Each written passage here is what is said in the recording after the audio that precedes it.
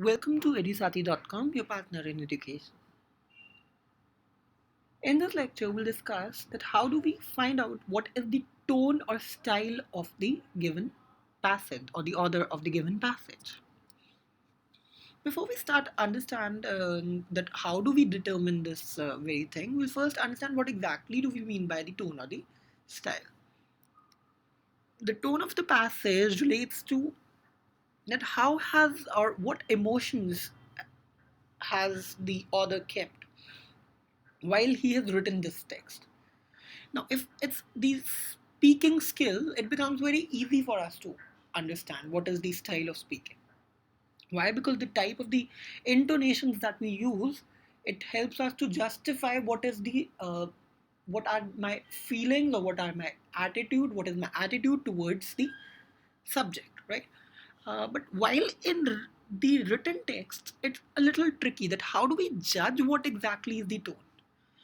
Well, to save us, we use the concept that we read the types of the adjectives and the adverbs that have been stated in the given text, right? That is, we emphasize on the language that the author has written to justify his emotions or his feelings or his attitude towards the given subject. He might be happy, he might be sad, he might be very objective or plain, but just that he is the type of the words that he has chosen to write this given text will help us to determine that what is his feeling what is his exact uh, attitude towards the subject, right? Now, if I have to classify the tones, I'll just broadly classify them as positive, negative, or neutral. But these positive, negative, and neutral may be further subclassified. But this thing will help us to understand the tones better, right? Uh, while speaking, we can judge that what is the tone based on the concept uh, based on the concept or the understanding of our non-verbal communication. And while in written text, again we'll use the understanding of our adjectives and the adverbs and the verbs and how have they been used to basically uh, classify the given text as a positive text or a negative text or the neutral text.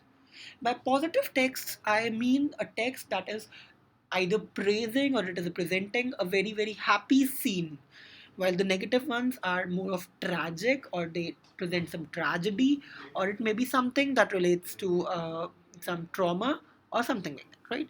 And the neutral ones are very objective in nature. For example, any newspaper article that is describing an event, how many people took part in that event, what was the event, who were the judges, who all were present, who were the eminent personalities that were present, how long did it last. These are very plain statements, and this has nothing to do, this presents a very clear picture of what exactly happened, but it does not show was the scenario of the place happy or was it sad. So these are very neutral tones, right? So the understanding of these things will help us to determine what exactly is the tone of the speaking, right? Let's take an example.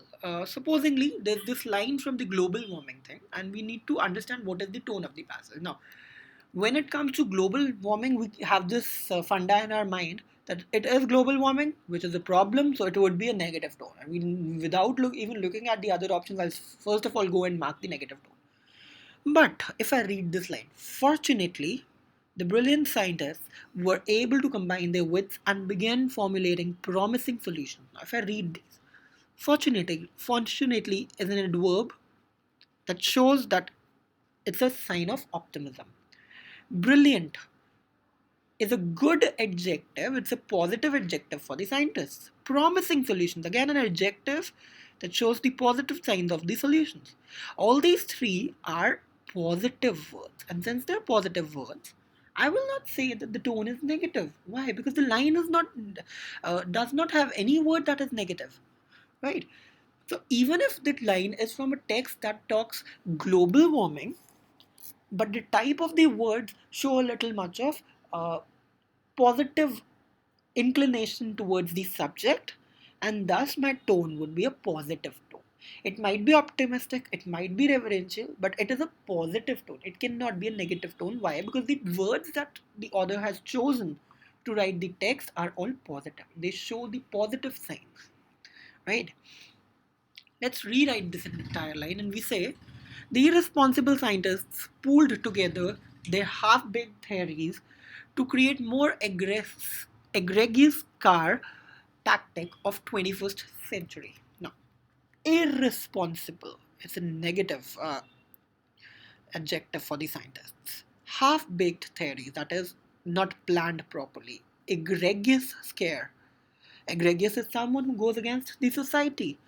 So these three words tell us that the author is not very happy about whatever is said. That is the reason he's chosen his adjectives that are very negative, that show the negative picture of the given situation.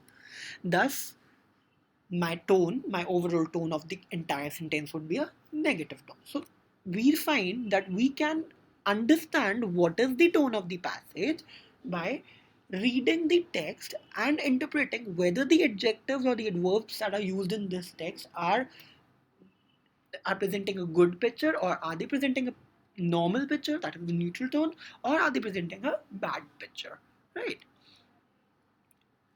uh, Now, let us discuss some words that are often used in the questions as the type of tones or the style of writing. We'll discuss some of them, but it'll be very convenient for us to memorize these words if we classify them.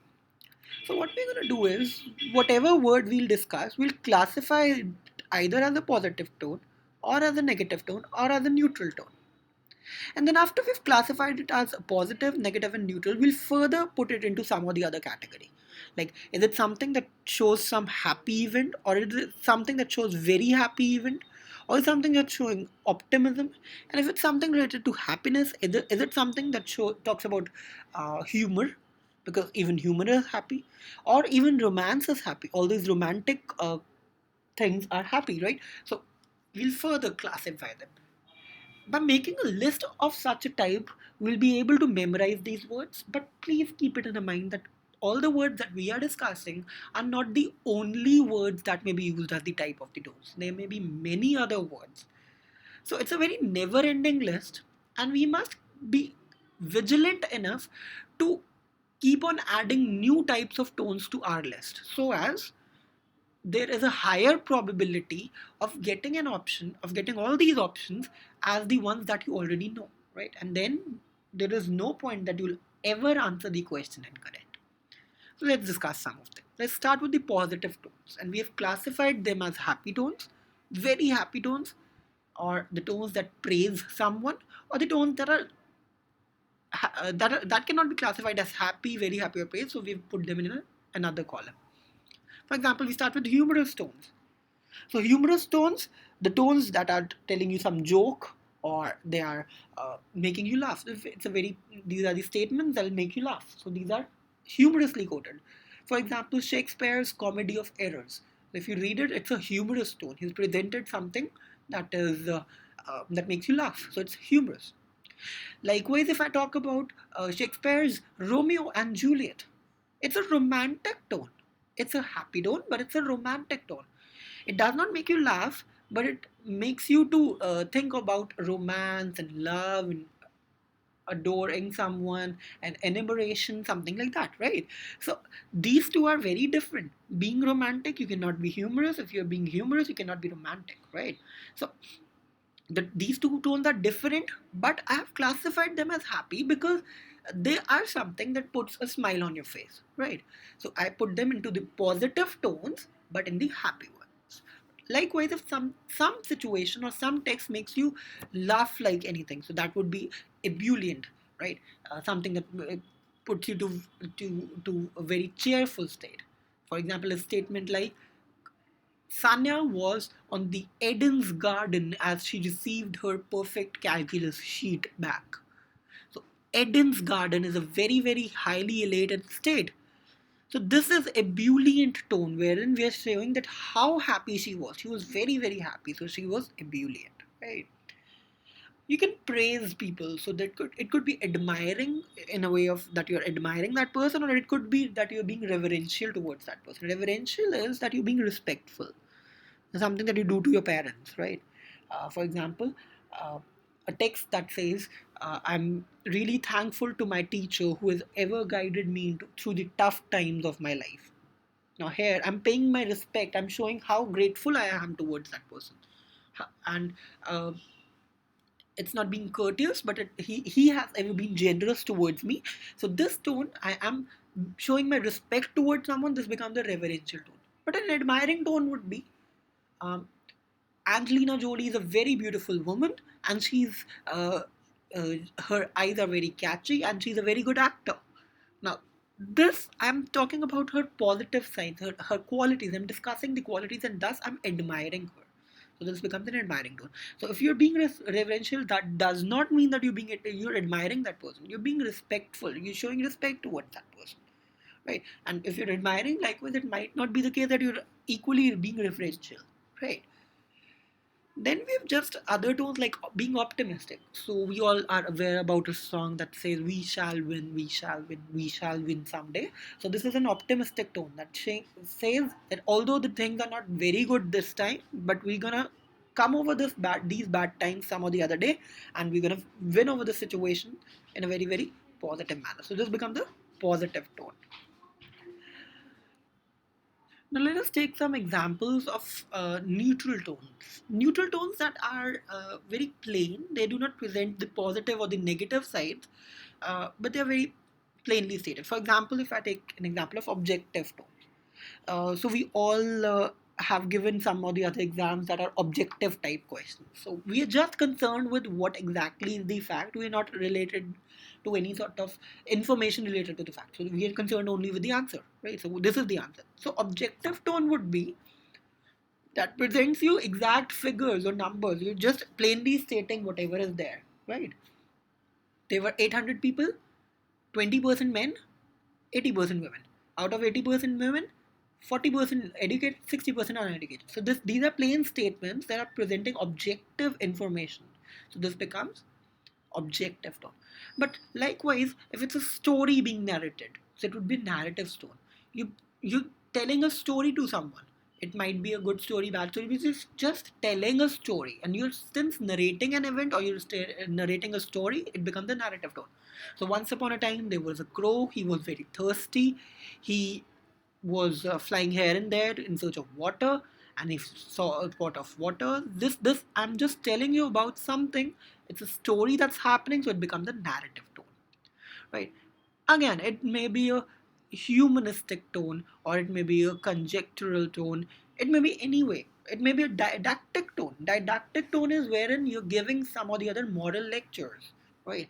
So if you find a text that discusses philosophy and it discusses how things should be done, you're presenting a lecture over something, so that becomes a didactic tone. Again, uh, it may be a biased tone that is one-sided. So we'll consider it into the neutral tones wherein you're being a little biased. For example, prejudiced. So if there's some sort of prejudice happening, what exactly is happening is that you're favoring some person by neglecting the others. So that is you're committing some prejudice. So if you see some or the other text that presents that there's one person being favored and the other being neglected, so that becomes prejudice. So Jane Austen's Pride and Prejudice is a perfect example of prejudiced tone, right? Again, it may be a chauvinistic tone. Chauvinistic is that you're showing an authority over the others because you belong to a certain community. So, for example, we have male chauvinism. So, the people who are male chauvinistic, they feel that they can rule over the females. They can beat them. They can treat them badly, or they may treat them in a good manner, but generally in the bad way, just because they are men and they have this whole right of beating them or uh, you know uh, humiliating them publicly just because they are men. So this is a chauvinistic tone, right?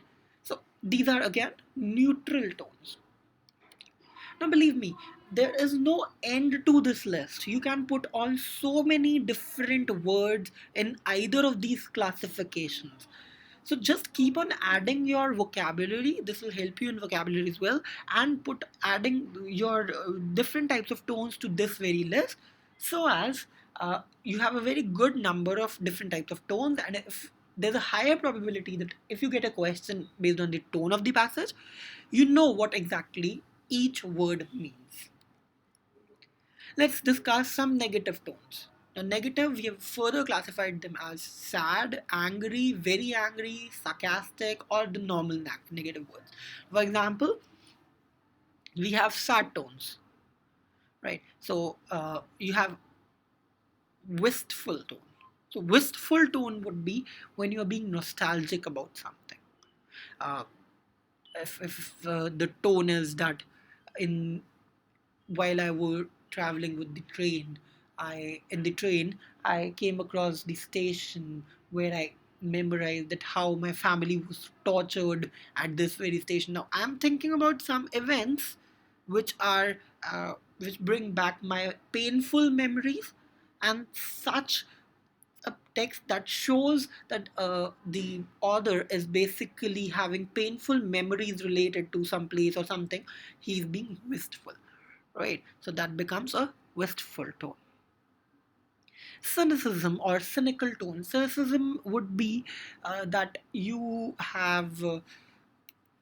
look at the other people as like that they are very egocentric and they're going to meet you only if they have some or the other profit motive from you. They seek some profit, right?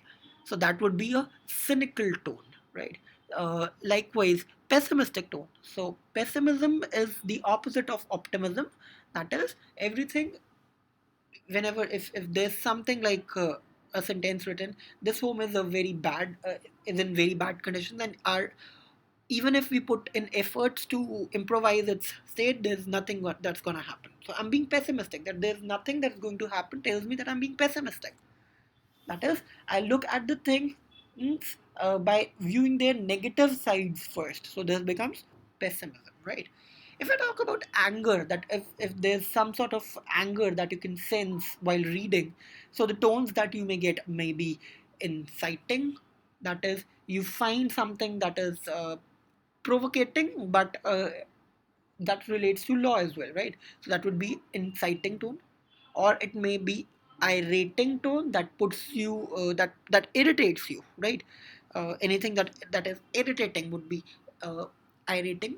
It may be indignant, that you find some text that shows that people are angry due to some law unjust or some injustice that has been done, and people are out in the rage. So there's some gang rape that happened and people are protesting against it. So such a tone would be indignant tone. Then we may have tones that are very very angry, that relate to, that show that a person is really very angry, very angry. For example, acerbic. Acerbic comes from acer, which means acid, right? So acerbic is a bitter tone, wherein if you encounter a text where two people are talking and one is literally disrespecting the other one, he's abusing, so he's being acerbic.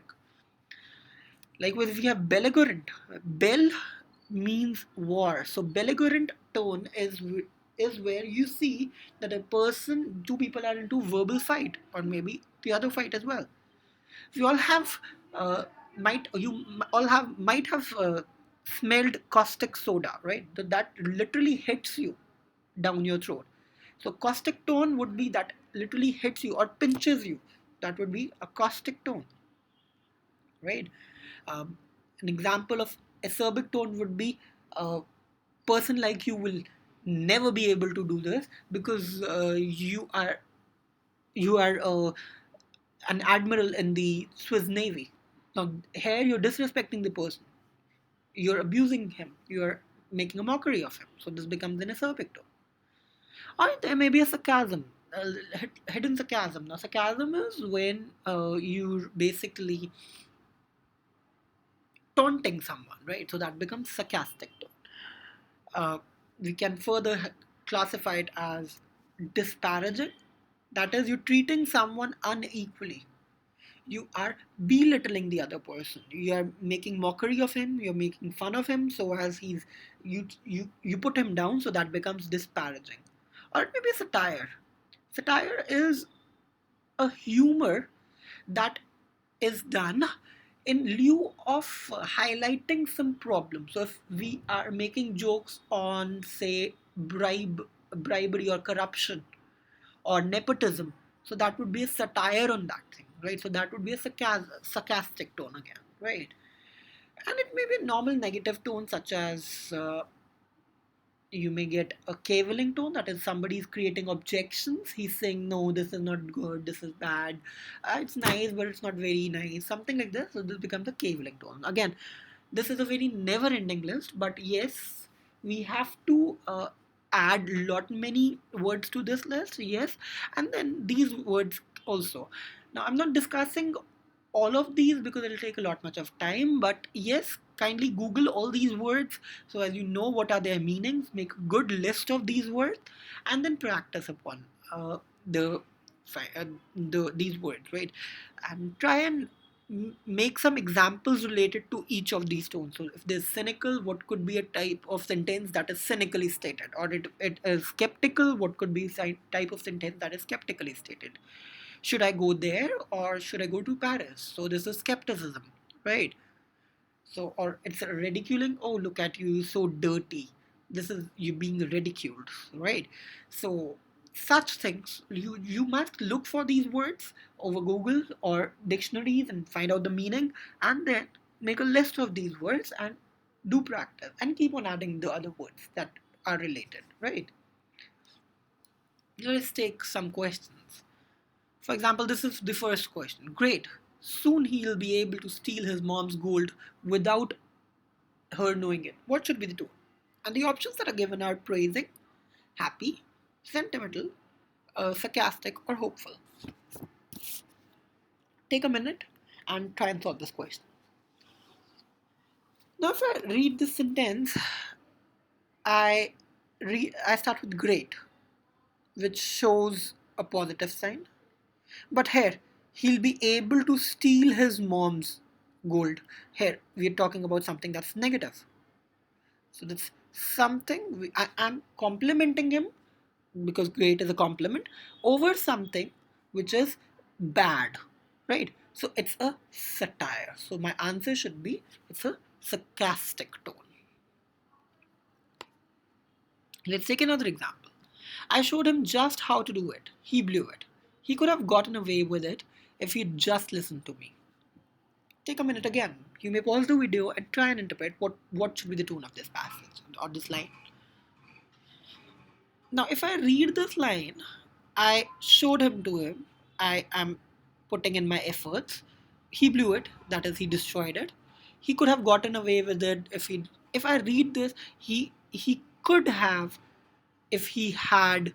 He blew it. That is, he's not done it nicely. So if I compare these things, there's an irony that's happening. And the first line also says that there were some efforts being put in by the author. So the author is not happy about whatever has happened, and he says that there could have been better things, so he is disappointed, right? Let's take another example. He doesn't suffer from insanity, he enjoys it, every minute of it. Now if I read the given options, that may be tragic, sanguine, sarcastic, analytical, or caviling. Now, if I try and interpret the sentence, I say that the person is not mad, but he is really enjoying being called as a mad. He enjoys being called as a mad, or he enjoys all the stuff that he does that relates to something that's insane, right? So I am presenting two different. It's an oxymoron sort of a situation where I'm presenting two different things, two different scenarios. One says that he's not mad, that is a negative aspect, and uh, the other says he's enjoying being mad, right? So these are two opposites put together. That means I am taunting this person, so it becomes a sarcastic tone. Let's take another example. It's a little big question. You may pause the video and then try and interpret what is the given uh, tone of the passage. Now, if I look at the style of writing, it says, "Do not imagine comrades." It's like addressing someone. On the contrary, it's no one believes. It's more of like addressing someone, and he's taking examples of Napoleon Bonaparte or the other people. It's addressing and giving someone a little much of, uh, lecture sort of a thing. Since it's a lecture and it's related to life, so it becomes a didactic tone where you're giving the moral lectures. Now let's just take a bigger example. Here's a big paragraph that is presented to you, and he asks, what is the overall tone of the passage? One. And the second question is that there's this one line written in this passage. What is the tone of this very line? Now, what do I do? You may pause the video for a second and then try and answer the question before we start discussing. Now, if I read the passage here, uh, he is first presenting he's using some positive words, and then he's also commenting on the place. So if he's describing Tony's place, he uses some positive words like hearty red sauce, that is a good red sauce, delicate fish, a nicely cooked fish, right? Then specials, that is what were the specialities, right? And they were like there's some of the other words that show the positive aspects along with the negative aspects, wherein he's being a little sarcastic. Why, if I read this sentence, they also seem know how to make a hearty red sauce. Too bad they use it to drown their delicate fish. So here he's presented two positives, but he's written them in a way that it becomes a little sarcastic manner, right? So the overall tone of the passage is that he's describing Tony's place, yes, and he's describing the positive aspects, but he's not very satisfied. So he's objecting upon whatever is being presented in the Tony's place. So it is a cavilling tone. It cannot be an excited tone. Why? Because excited tone is a positive tone, whereas the overall passage, when I read it, I feel that it is a negative passage, right? It cannot be a sad tone. Why? Because there are use of positive words. And disappointed, he would have been disappointed if he would say that I had done some of the other inputs. Yeah, there were some inputs from the author himself as well, right? So it becomes a cavilling tone. And now he seemed to see us only as automatic tip machines. The tone of the passage is, this line is what? Now, there's an irony existing in this entire sentence. He says that he seemed to see us only as automatic tip machines. That he here points to the waiter. Wait, so here is the sentence. He says that that is the waiter, is present. He's taking the order as a person will just give him the tip without being served nicely. So this tone, he's using this in a very sarcastic manner. He's taunting the waiter. Since he's taunting, so it becomes a sarcastic tone. Let's take another example. You may pause the video again and read this entire passage and tell what is the given tone. Now, the tone is obviously not a humorous. Why? Because there is no sort of jokes being cracked. He's not objecting over something, so these two options are eliminated. Now, it can be alarmed or objective. Now, we may think that the tone is objective. Why? Because he's presenting the facts here. But if I read this passage overall, there's a sense of threat. Now, he's using the words like a variety of man-made threats, uncontrolled tourism, urban development, right? So these things, right? So, for example, the Antarctic hut from the captain, these things, this shows a little much of skepticism with the author. So the tone is not objective. Why? Because he's not only presenting the facts, he's also passing a little much of judgments. So the answer becomes alarmed. Let's take another example. Here in this passage, you ask what is the tone of the passage. You may again pause the video and try and interpret the passage. Now let's discuss. Here, the choice of the word. Now, first of all, he's presenting some ironical situation, yet the word tells us. Also, he's telling that he's not very happy. For example, for me, this was the last straw, right? Or there is like he's showing that what exactly is done by what exact uses. Are these laptops put to? They are inclined more to visit networking sites like MySpace, etc. And no wonder then the kids have lower grades, etc. Now, he's presenting a very sad picture by the use of objectiveness. So he's irritated with this thing. So the tone becomes irate tone, right? All right, let's move further. We have this question, and these are the given tones. What do you think is the tone of the passage? Uh, Now, here the first of all, he's presenting uh, a situation that he's saying that you often feel that you've done nothing but you've actually done a lot. That is, he's presenting a situation that a person usually faces, and then he's telling you, he's justifying why this happens, and then he's telling you that no, it is not bad, but something like he's actually motivating you. So he is encouraging, right? So the tone becomes encouraging tone. Why? Because this entire passage is motivating that you must keep on putting your efforts in.